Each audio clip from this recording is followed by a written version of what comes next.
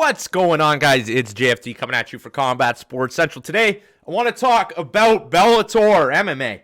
So we're going to move a little bit away from the UFC for a video, and we're just going to talk about Bellator and things I want to see in the upcoming year. So they had a good 2019. They've had a lot of gimmicks, for sure. They've had a lot of blunders. That's just how Bellator rolls. And they've had a lot of good moments, and they've had some pretty good fights. And I'm interested in seeing what they do in 2020. But for this video, I just want to talk about what brands outside of the UFC can do. This includes things like ONE. This includes things like the PFL, all those different organizations, because you got to love having competition in MMA because it demands that the best from not only the UFC, but every other competing organization to put on the best possible content for fight fans and viewers all around the world. So I'm going to talk to Bellator personally here, and you guys can let me know if you agree with some of the things that I think Bellator can implement that would make their product more appealing to a wider range of audiences.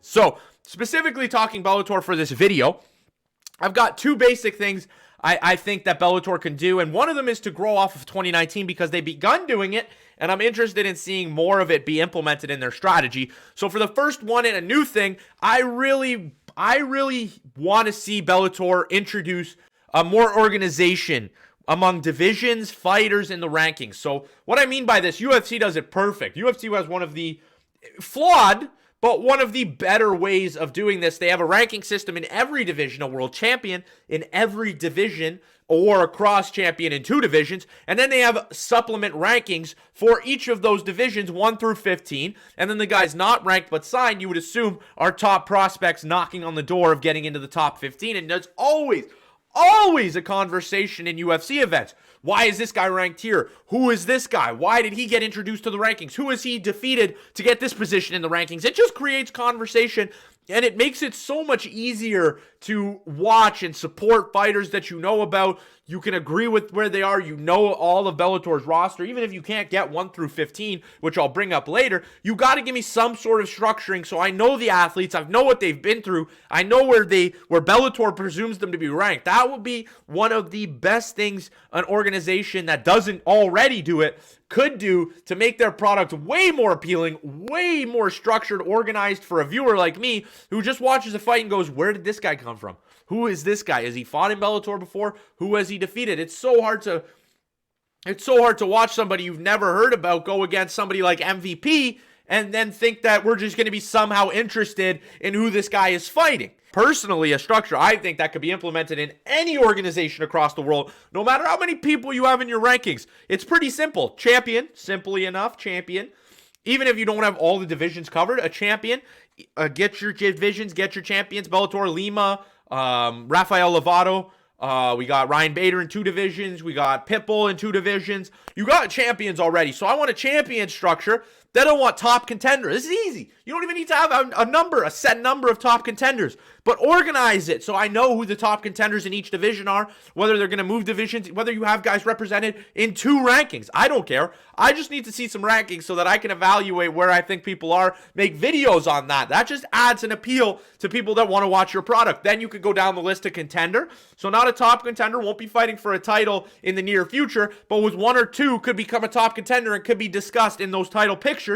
Then you could even add some more stuff like a prospect who hasn't fought within the Bellator rankings. This could be a guy you could possibly set guidelines for this. You need at least 3 fights in Bellator to be declared a prospect in a division. This would be super interesting too. All the things you could play around with, contender, prospect, on the fence, all those different types of things. You need names, but I think simply enough, champion, top contender, and contender are 3 organizational structures you can attach to anyone, C, TC, CO, and that's as simple as it gets, and that would just add so much more organization to Bellator. I would love it.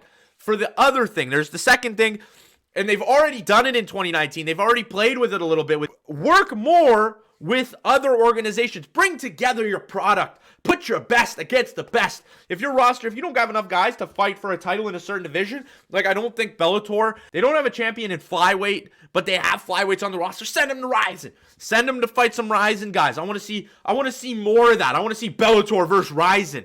That would be so much fun, especially for organizations not the PFL. The PFL does the structure right, but they have the limitation of they got to keep everybody in PFL. They can't go and throw PFL athletes into different organizations. So go get me that belt, bro. You're my bounty hunter. You're my belt collector. Go get me them belts in that division. But Bellator and Rizin can do this. And we've already seen some of it with King Mo going over to fight Rizin's light heavyweight champion, Hiri. It's just so much fun to watch and think about these different cross-platform battles where we don't need a ranking or a structure, but we know this guy's Bellator, this guy's Rizin, this girl's Bellator, this girl's Rizin. It just creates for some fun stuff, some storylines that we can go on as fans or as media and just go along with and promote your product. We need those different things.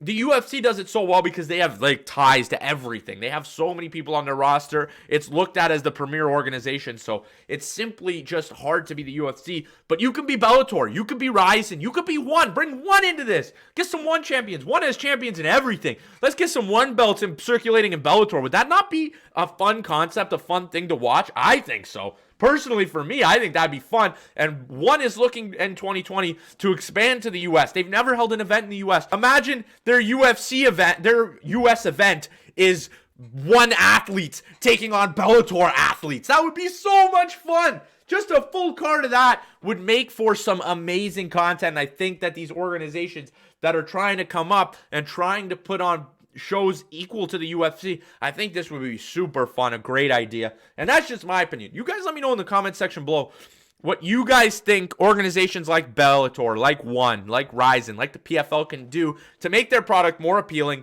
and to attract a wider base of fans and make it easier for media, fans, and all different sorts, just fight fans in general, to have a better time watching the product. But that'll do it for me today. Thank you so much for watching. Peace out, guys.